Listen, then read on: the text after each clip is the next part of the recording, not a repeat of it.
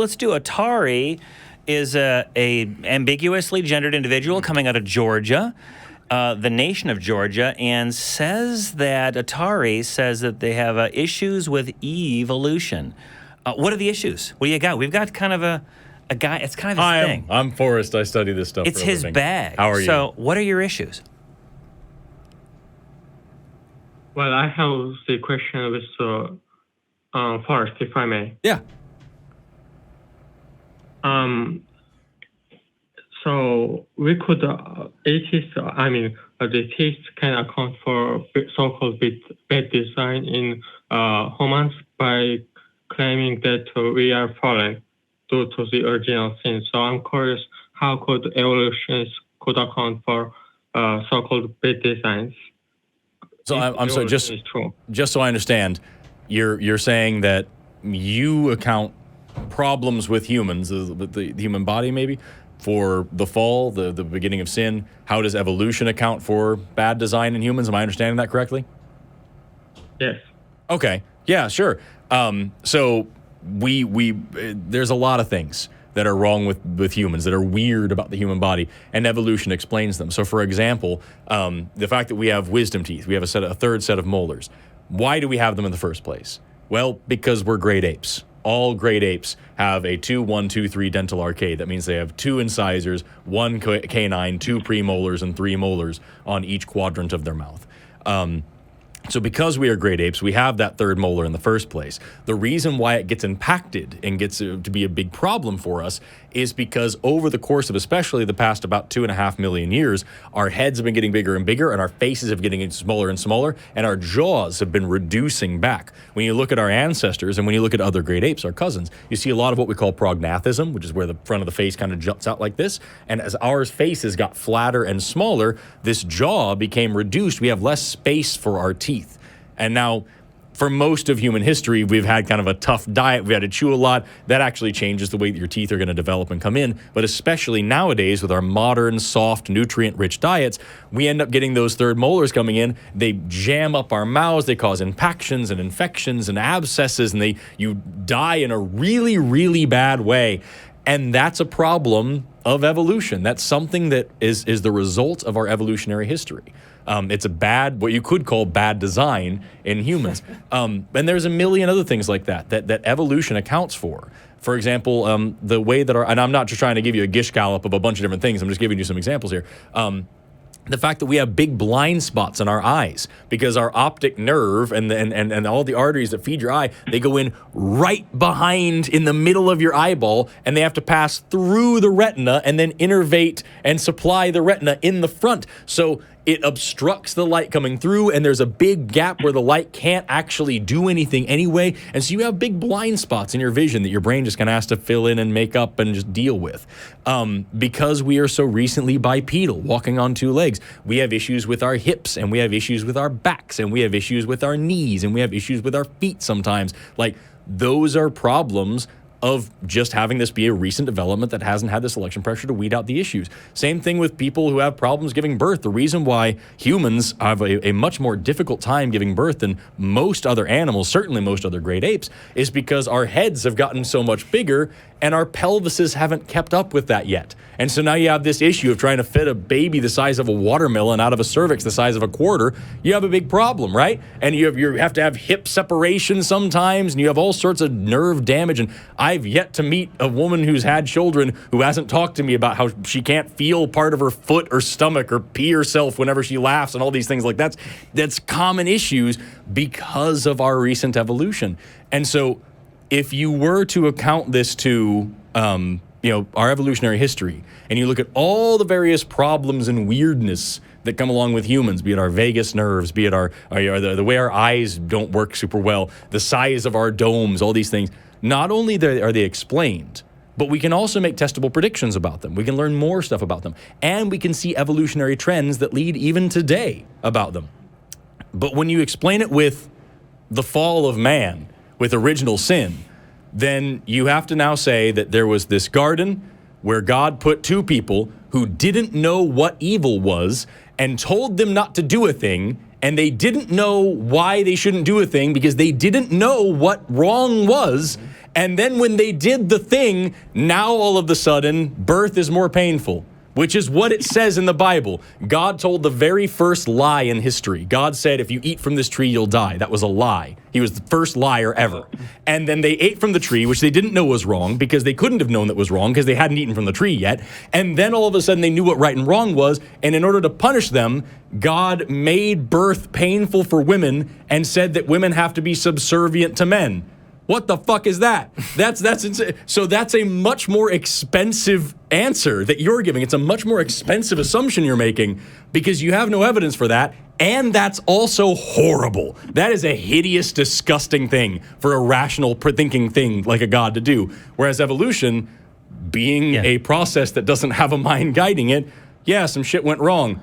And that's the point of medicine, is to try to fix that. Otari, what do you think about that?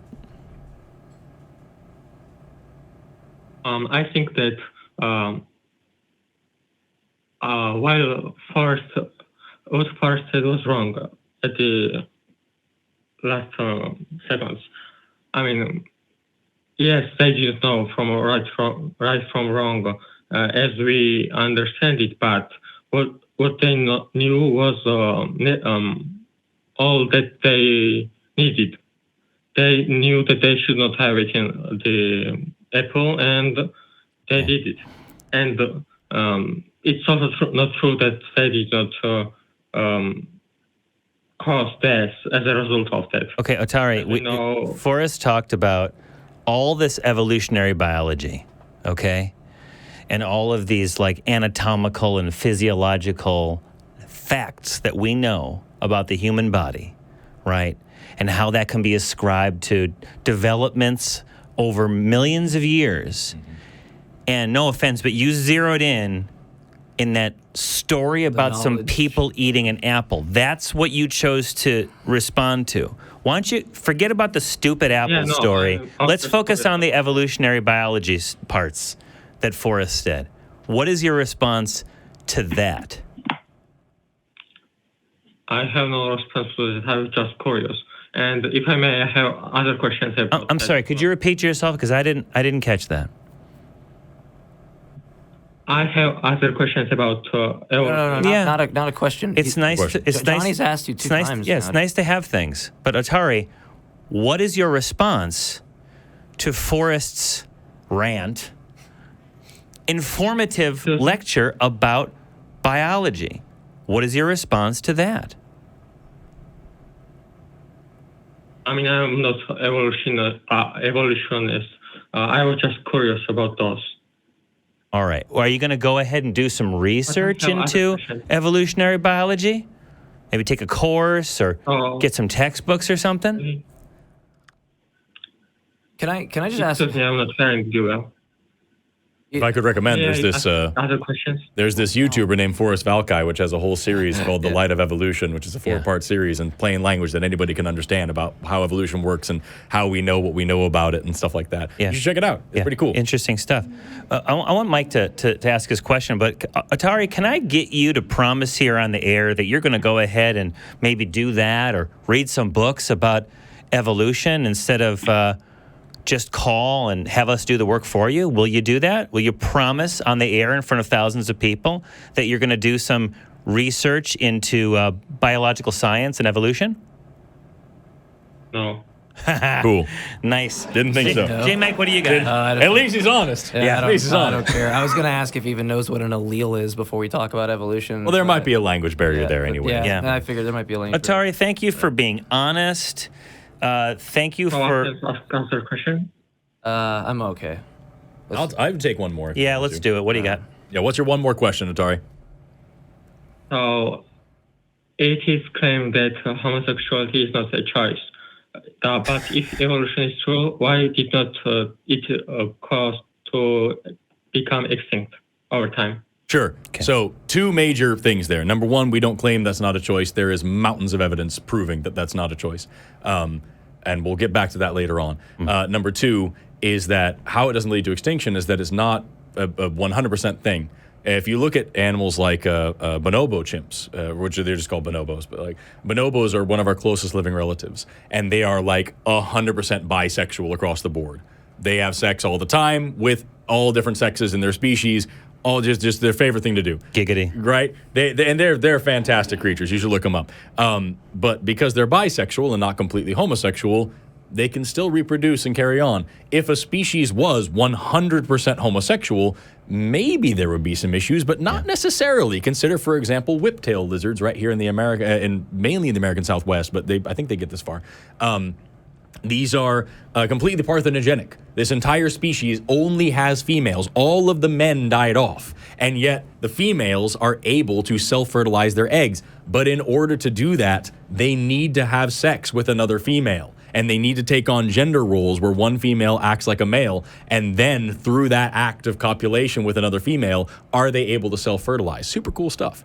But the reason that's a rare example. The point is, the reason why, homosexuality doesn't lead to extinction is because they're not 100% of the population. As long as there's a breeding pair, there will be plenty. And also, even if everybody was homosexual, homosexuals can still have children. Yeah. They might not be into that, but they can still do it in this way. But yeah, there's just loads that are weird with that assumption. There's lots of reasons why homosexuality isn't an issue. And there's even several hypotheses about why it's actually a benefit. We don't know for sure what the actual evolutionary benefit of homosexuality is. What we do know for sure is that it's been observed in over 1,500 animal species. There are gay lions, there are gay giraffes, lots of giraffes are gay, there are gay insects, there are gay birds, there are gay hedgehogs. We've seen homosexual behaviors in over 1,500 animal species. So something that's that ubiquitous across the animal kingdom clearly has some sort of evolutionary or ecological benefit. And there are lots of hypotheses about why. Some of them are really funny, but that's not the point. The point is that it's clearly not causing any harm. It's probably actually doing some good. And not everybody is gay, or at least not as much as, never mind. Atari, did you know about any of that stuff? Have you heard that stuff before? No. Okay. There you go. So, when I asked you before about doing some research into biology and evolution and stuff like that, I know it's fun to call a bunch of talking heads on YouTube and have them answer the questions for you, but, reading is fundamental. And so maybe go to your local library, get some books on this subject, and you might find yourself, you open that book and you just can't get out. Yeah, that's what happened to me. That's why I fell in love with science. I couldn't stop learning. I predict he won't open the book based on his responses. Atari, Mike. Go ahead. I just wanted to know if you think it's a choice, why don't you be gay? Just do it right now. Because go out and not go be gay with somebody. Because to it. It would what? Not everyone is predisposed to it. Some has to have commit many mortal sins to maybe open to that kind of degeneracy. I heard the word degeneracy at the end. That's all I need to know. I'm going to go ahead and mute you. I'm going to go ahead and give you the hall pass, all right? Atari, go ahead in the nation of Georgia. Go find yourself someone. Go be gay for a weekend. Try it out. All right? Give it a try, and you can call back and report your gay experiences with us on the air. And while you're there, maybe you can go with that person, go to the library, pick up some books on evolutionary biology, and who knows? Be a good date. Yeah. Thank you so much for calling. I really do hope that you stop asking questions and start seeking answers. What? Yeah. Honestly, Go ahead. The best evidence, I think, that homosexuality is not a choice, straight women.